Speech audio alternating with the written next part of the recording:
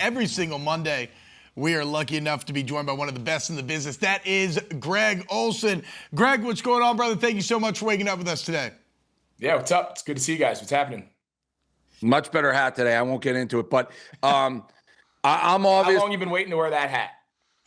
I got a whole 5 army years? of Patriot hats. I wear them. We go back long enough. You've been through the Patriot days. You've been through Patriot Dave and everything.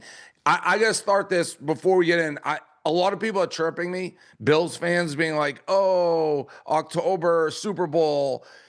For a Bills fan who has never won a Super Bowl to act like you can't get excited. They've had nothing but regular season wins. So Bills fans, again, I think you guys are cute. You jump through your tables, Bills Mafia, you get drunk, you wear the Zubaz. You've never won anything. And I think you, like I said, I pat you guys on the head. Don't any Bills fan ever tell a Patriots fan, oh, regular season Super Bowl. For a guy who I go to get my cereal in the morning, Cheerios, I open the cupboard and Super Bowl rings fall out of my cupboard. So don't ever tell a Patriots fan, oh, regular season Super Bowl. I just had to get that out there. Bills fans cannot say that. You guys just can't. Greg, welcome to the show. I've already gone off. I don't want to make a Patriots show. Did you watch Drake Maye last night? So Drake Maye is from Charlotte. I've seen Drake Maye play since he was in high school. He went to a high school 5 minutes from my house. You should have seen him play basketball in high school. I mean, he is a sick athlete. I'm not surprised he's doing so well. I mean, last night he looked like he's going to be the best quarterback in the league. I mean, he's that good against that team. That throw he made to Stephon Diggs on the scramble to the right sideline, you can't throw the ball better than that. He's physical. He's tough. He can run the ball. I mean, he's everything you want a young quarterback coming into the league in today's world. Play from the pocket, play outside the pocket, play scramble drill, design runs, scramble runs, physical, smart as hell, normal dude. I mean, he checks every box. He was arguably the best player on the field against the MVP. I mean, he was that good. I love this show. I might quit the company. I might quit the company. Greg. No, listen, you gotta call what it is. I saw something today. You know, you're watching the game and you're like, wow, he's playing well, but you're not like watching the box score like you would be, you know, when I'm calling the game or whatnot. I think he was like 9 for 9 in the fourth quarter. I think And I saw not this morning, easy like, throws. Not easy throws. No. He's stiff-arming lineman. He's making plays to Stephon Diggs. Stephon looks. All right, I've already gone into it, so I don't want to make this all about the Patriots, even though I think that now we're back. We were talking a little bit. You had the Jets-Cowboys. Maybe one of the worst football games. One of the worst football games ever played. As an announcer, how quickly into it are you just like, we're stuck, and you got to start going through your bag of what are we doing here? Because that game was unwatchable. Yeah, it was tough. And, you know, it was kind of like the football gods. I had been really lucky through 4 weeks. We called some incredible games. And we had that overtime Cowboys-Giants game with the 64-yard field goal to tie it from Aubrey. We had the Eagles game a couple weeks ago. That was awesome. Like, we've had some great games.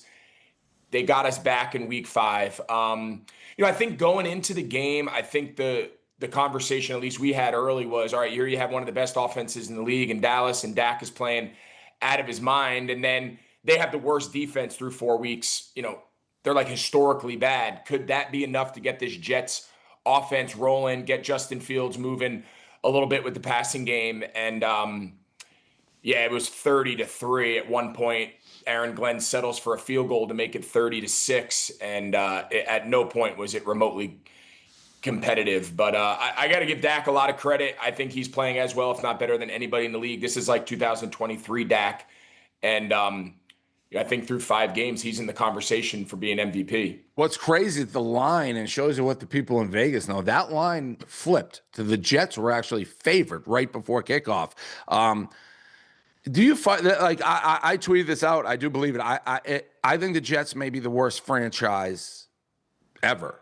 Like, I really think they're that bad at everything. They're not only bad on the field, they generally are a circus act. Aaron Glenn doesn't look like he has a clue what's going on. How quickly, like, I would fire the guy. I don't think this is ever, I think that team is in total disarray. He's lost the team. They don't know what they're doing.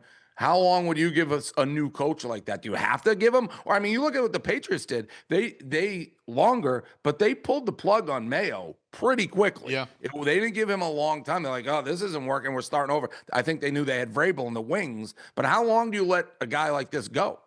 And it's probably not him, but yeah. So I think you have to look and say, okay, well, who they've changed that position. They've changed quarterback. They've changed head coach. They've fired coordinators.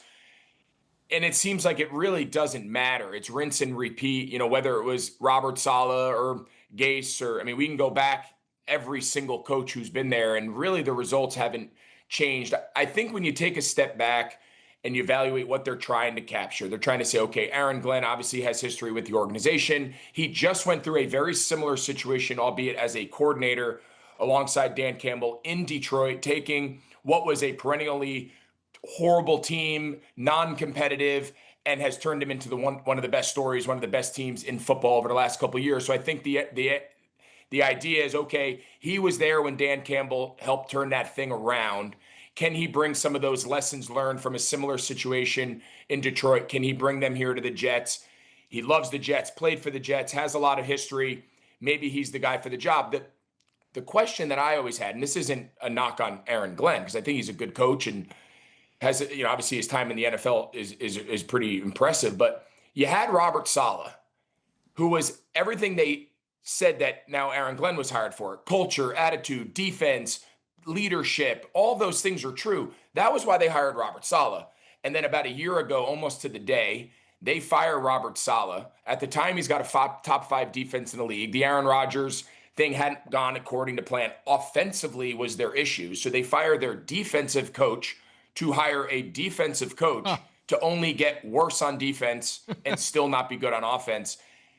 I just don't understand what these organizations are doing. That's probably, if I was a Jets fan, that'd be my biggest frustration. But I think it's just bigger than the coach, bigger than the quarterback in New York. Greg, hey, Brandon Walker, most exciting football personality in the world. Listen, it happened again. The Arizona Cardinals running back yesterday breaks into the clear, 76-yard touchdown. He's going in. They're going to be up 28-6. They're going to win the game easily. He fumbles through the end zone. They have another crazy fumble later. They end up losing the game.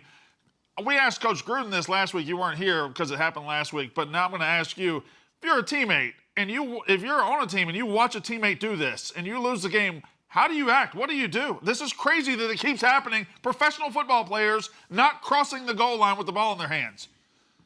Yeah, that's one, you know, like the bad beats. That's about as bad of a beat. You're a quarter of an inch from being up 28-6 in the fourth quarter against arguably the worst team in the league, at least in the conversation through the first 4 games with the Titans, and the game's all but over. So then you go from not getting up 28-6 because guys can't run through the goal line. And then, of course, the or the interception to fumble to kick into the end zone is just a ridiculous play. If you're Arizona this morning, there's a lot of disappointing losses in the league. I've been a part of a lot of them. You're sick. You get over it. The coulda, shoulda, woulda. That might be the worst as far as just like a meaningless regular season game. Just the manner in which they lost the fourth quarter lead. You can't make that up. Like if that happens in the Madden, you're like breaking your controller, right? You're like throwing it against the wall. So I don't know why guys have the need to drop the ball. If I was a head coach, I'd be like, if you don't run with the ball to the sideline and keep it tucked until you get, I'm just going to cut you. You're just not going to play for me. Can you put in the contract when they come in? I know this is a dead ass real question because it solve it. If you drop the ball in one of those situations, you agree it's $1 million fine, $1 million cash. Yeah. Nobody would do it. I guarantee you, if people signed a contract in their thing, it's $1 million fine. If you, with no contact, intentionally drop the football, you pay $1 million. 0 people would do it. 0. It's just not paying attention. It's nuts. Yeah.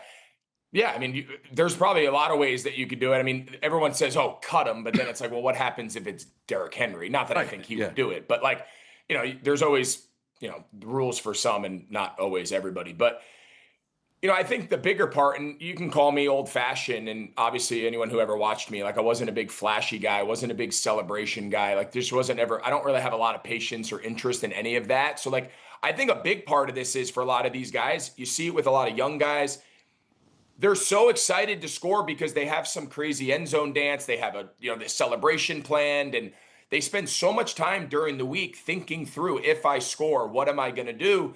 And they're in such a rush to get to it. Like, run through the end zone, pat your teammates on the helmet, run to the sideline, get your high fives, and go try to win the game. Get ready to go play the next possession. I'm a little more like old school with that. I have zero patience for the rest of the You're a nonsense. Barry Sanders guy. Switching gears, I always like the player perspective on this. College football is a different game. Vandy, Alabama.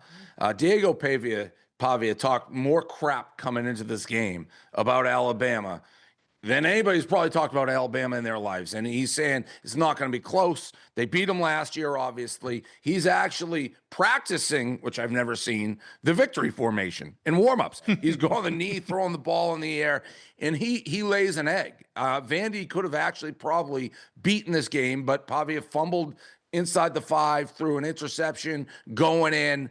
And then there's a video coming out, and he's getting into his jarring with an Alabama fan. I think we have the video. And he says, I can say whatever the F I want. That's what Pavia says. One of Pavia's teammates is like, you're talking to a kid. I'm curious on your take on this. It's a different era. I thought he deserved everything he got from the Alabama fans. I think they have the right to yell at him. And his butt wrote checks at it. Look at it. I mean, this is crazy to start with this. But if you're going to talk all this crap, fair game for people to talk crap to, especially, by the way, he's like older than you, Greg. He's 25. Listen, I think all is fair. This is not the Ryder Cup. This is not golf. This is not like football.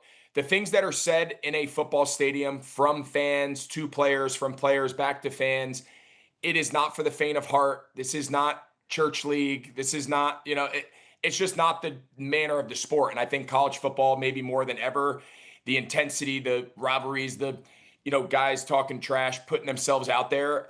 I think if he goes out there and has 3 touchdowns and lights the world on fire, this morning we're celebrating him. We're saying, man, what confidence, what pizzazz. But when you put it out there and you fumble with a chance to go up 14-0 early in that game, and you throw a later pick, like, you open yourself up to criticism. So I have no problem with guys being brash. I have no problem with guys talking trash, right? I mean, we saw it week 1, the quarterback from Florida State talking trash about Alabama. The difference was he came out and he backed it up. He played out of his mind, and they won, and he was a hero. So I have no problem with guys putting it out there, but then you can't do the whole like, oh, it's just a kid. It's just a kid when you lose and you get throttled and you don't play particularly well. The kneeling in the pregame, I would wonder, does he do that every game? Like, is that part of like his I don't routine? think so. I have no idea. Obviously, I have no. Could be. I think that was a direct shot at Alabama. And then also he's bringing Manziel on the sidelines. Manziel's getting into it with the crowd. I don't know what I thought about that. I'm curious. We'll get into it later. But he's not. I mean, he's an A&M guy. So I don't know what he's. Yeah, I didn't know why. I saw clips of Manziel too. I wasn't exactly sure why he was there. Was it he's with him and Pavia? Pavia's boy. Pavia's hero, yeah. But still, I don't know. It didn't like Michael Irvin with your alumni sitting on, and you guys look great. If you want to close on that, how you feeling about Miami? I know you've talked to the coach. They look great this year. I get Michael Irvin. I get when you're an alumni of your school, but Manziel on the Vandy sideline, that doesn't fit to me. I get that they're friends and they like each other, but it's not your school. That was weird to me too. And he gave the double bird salute to the fans in Alabama. So a little bit odd there. What do you think of your Hurricanes? I mean, you talk about being back. I know you said the Pats are back, and for a night, yes, they were back. No, I don't mean that as a jerk. I'm saying, like, we'll see how the rest of the season goes, but they beat the doors off the Panthers last week, and then they win a huge game against arguably one of the best teams with the best player in the league. So all credit to the Pats. I liked it as a jerk. But Miami is flat out back. I mean, they've had a real schedule, right? Not all undefeated teams are created equal, especially in today's modern college football with non-conference games and how teams are kind of padding their schedules and whatnot for out of conference. But I know the ACC is not a juggernaut. But as far as out of conference games, right, they've had Florida, who is still a huge rivalry game and is still, we just saw what Florida did this past weekend. Yeah. Notre Dame to start the season. They're not shying away from guys. USF didn't seem like a big game earlier in the year, but they had beat Florida the week before, so that turned into a bigger one, beat their doors off. And then, Florida State doesn't get upset last week against Virginia, and that game went to overtime, right? They lost the overtime to Virginia. That's another top 10 win from an undefeated Florida State team on the road. So, I mean, they've earned not only being, I think they should be 2 in the country. I think they should be right behind Ohio State. I think their wins, the style in which they've won, I think Carson Beck can flat out play. I didn't think he'd be as good as Cam Ward. I'll be honest. I probably was wrong on what I expected. He's played 1 million games at Georgia, probably didn't get the credit he deserved, and that's a whole nother conversation. But that team can flat out play. Mario Cristobal's a stud. I've known him since I was a kid. He recruited me and coached me in college. But I just hope we don't stub our toe and we just keep this thing rolling. But I'll tell you what, this is the best we've looked in 15 years.